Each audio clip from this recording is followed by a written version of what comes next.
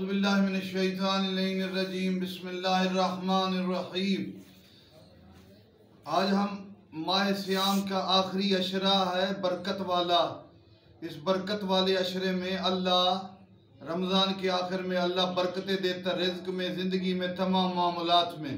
لیکن افسوس کہ کئی دفعہ بارشیں آ کے رک بھی گئی، نقصانات ہوتے ہوئے بچ بھی گئے۔ اللہ نے رمضان میں برکت دی، لیکن اس کے باوجود لوگ بڑے شکی القلب ہیں، اللہ کی طرف، اس کی نماز عبادت کی طرف توجہ نہیں کرتے اور شیطان کے نوکر بنے ہوئے۔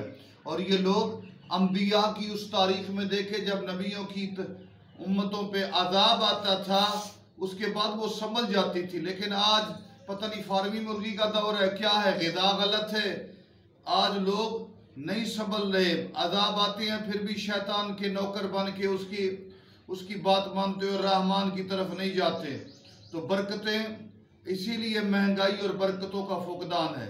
لیکن کائنات عالم میں ایک ایسا وقت آئے گا جب برکتیں بھی آسمان پہ ہوں گی، بہت بڑی روشنی کا دور ہوگا، لوگ بھی عروج میں ہوں گے، لوگ شیطان سے دور ہو کر رحمان کی طرف جائیں گے، مہدی آل محمد کے ظہور اثر کی وجہ سے۔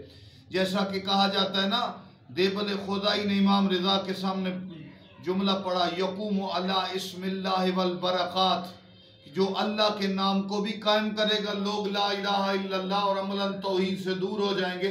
امام زمانہ اللہ کی توحید کا تذکرہ کرتے ہوئے